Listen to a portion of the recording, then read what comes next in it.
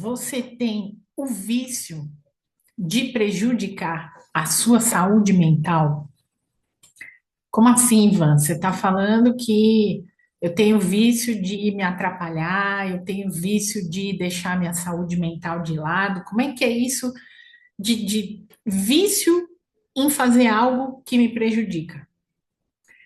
Eu meio que trouxe essa reflexão para você ter atenção de que são duas coisas que se entrelaçam, que se conectam, mas que a gente tem pouca percepção sobre isso ou muitas vezes nem leva muito isso em consideração. Por quê? Os vícios, eles automaticamente atrapalham a nossa saúde mental. Mas muitas vezes a gente entrou num processo emocional tão denso, tão desafiador, que automaticamente a gente é viciado em causar problemas para a nossa saúde mental também. Então, os dois lados dessa moeda são verdadeiros. E por isso que eu trouxe essa reflexão. Se eu falasse para você no título do vídeo, né, os seus vícios atrapalham a sua saúde mental, você ia dizer assim: ah, mas eu não tenho vício nenhum, então esse vídeo não é para mim, nem vou assistir. Só que a profundidade disso é um pouco maior, porque a nossa dinâmica emocional muitas vezes vicia a gente em padrões de comportamento que prejudicam a saúde mental como um todo. E prejudicam a saúde física, e nos prejudicam de toda forma. E é sobre isso que eu quero falar com você hoje. Então, já deixa o like aí no seu vídeo e já compartilha com as outras pessoas, porque é muito importante que essa reflexão seja expandida para mais pessoas, para alcançar maiores membros aqui da nossa comunidade, onde a gente reflete sobre as questões de saúde mental, emocional e como a gente consegue fazer mudanças significativas nesse nosso processo, claro, se essa for uma nossa escolha também. Porque você pode aqui assistir, porque você gosta do jeito que eu falo, da minha abordagem, dos temas que eu trago, mas pode decidir, escolher não fazer nada a respeito sobre isso nesse momento. E tá tudo bem, eu respeito a sua escolha, eu respeito o seu ponto de vista, e eu respeito a sua escolha de ficar na zona de conforto, porque é a sua decisão. Eu também lá atrás já tive essa decisão de me manter na minha zona de conforto, e por mais que eu estudasse, por mais que eu me conectasse com pessoas que já falavam sobre autoconhecimento, por mais que eu já fizesse processos de autoconhecimento, para mim estava tudo tranquilo. Eu fazia como o Zeca Pagodinho, deixava a vida me levar e estava tudo certo. Eu achava que estava indo bem no processo até ser cobrada pela minha própria conta, né? Seja da minha consciência, seja do meu corpo, onde eu tive que começar a pensar sobre isso. E eu tinha o vício, isso há bastante tempo mesmo, já estamos para a fase aí de quase 20 anos, será? Se não já tiver 20 anos, tá quase.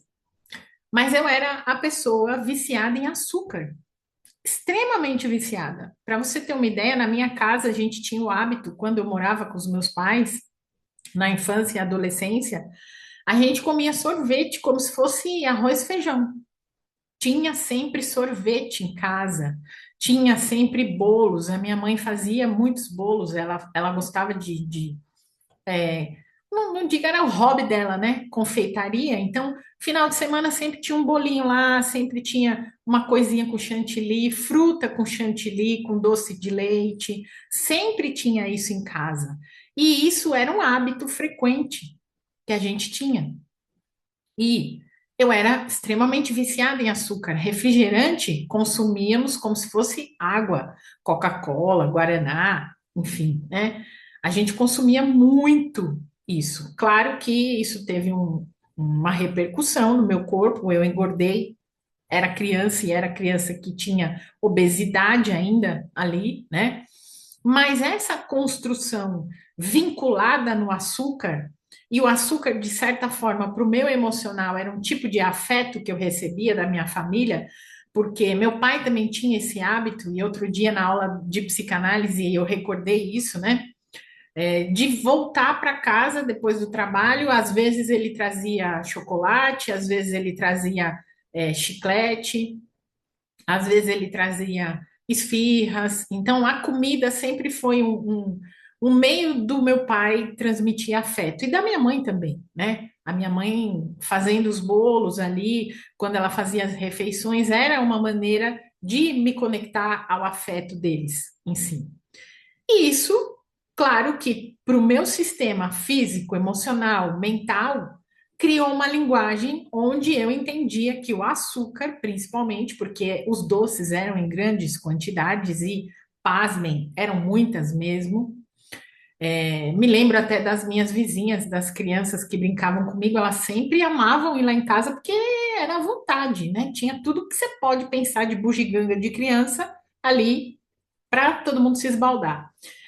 E isso criou esse processo de química viciante no meu cérebro a respeito do açúcar. E eu precisei sair desse ciclo, fisicamente falando, porque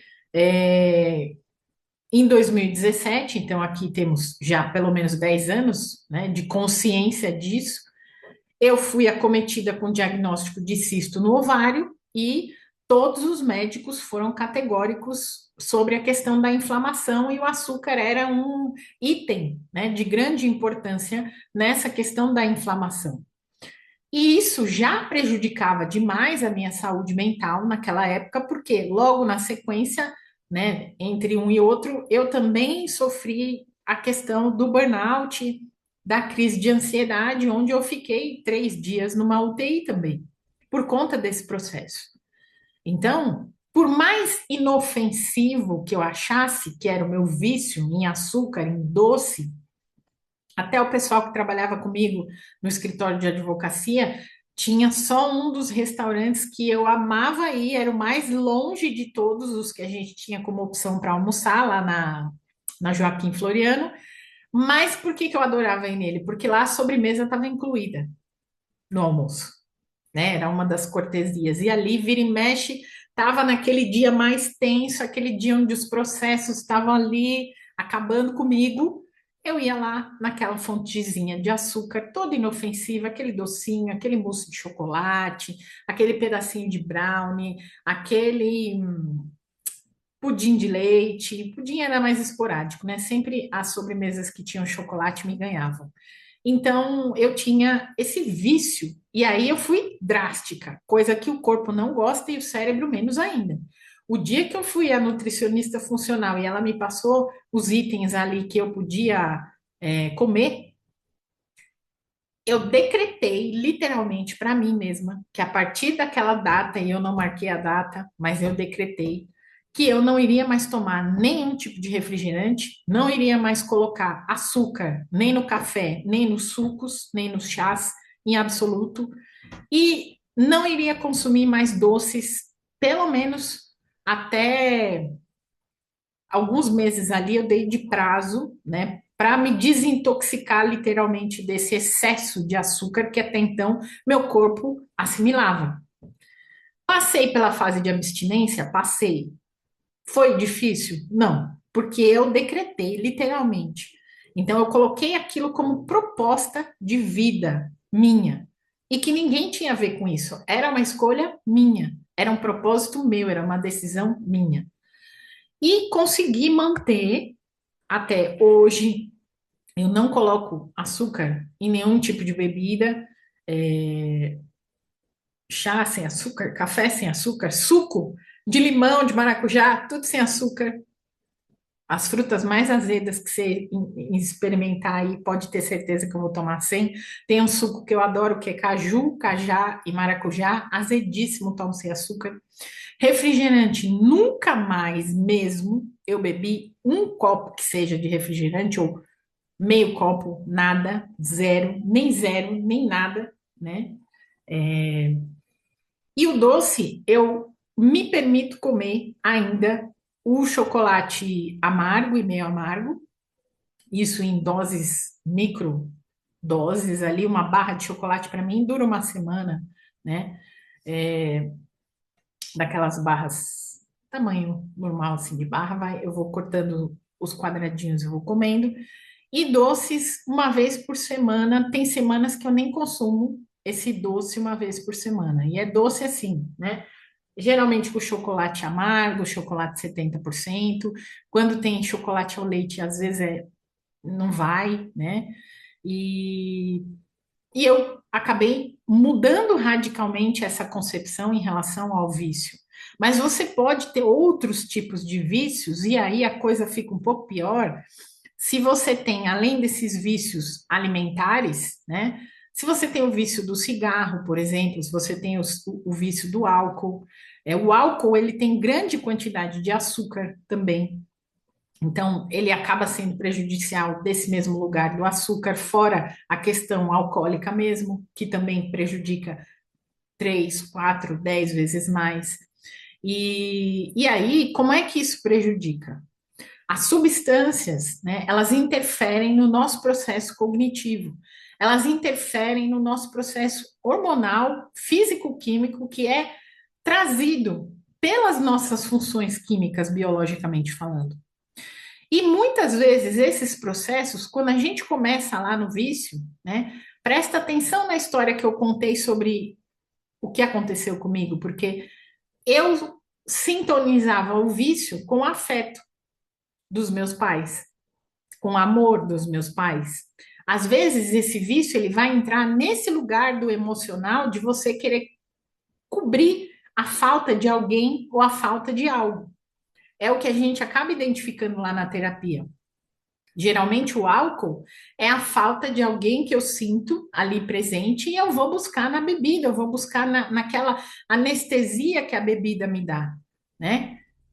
As drogas, então, nem se fala. Drogas mais pesadas, muito mais profundo esse processo.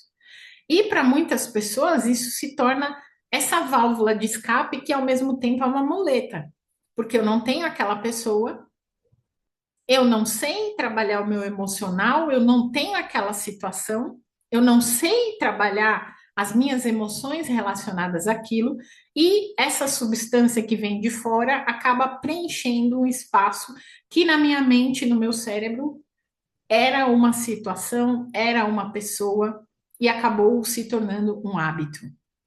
Então, resumidamente, é isso. A gente pode aprofundar mais ainda esse tema, porque é bastante complexo, é bastante. Como é que fala? Tem campo para a gente explorar aí nesse tema.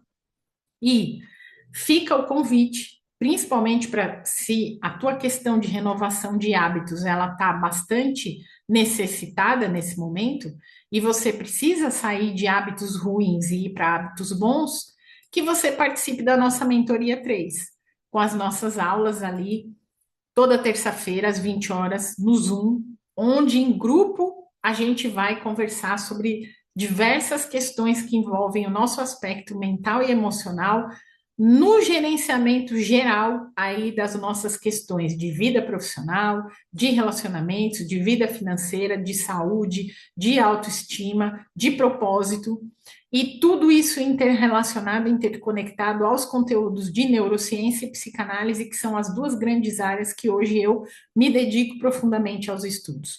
O link está aqui na descrição desse vídeo e eu espero você por lá junto com a gente para que a gente possa desenvolver maior interesse em se desvincular de tudo aquilo que a gente assume de um lugar prejudicial e de tudo aquilo que a gente pode promover para o nosso bem-estar, automaticamente falando.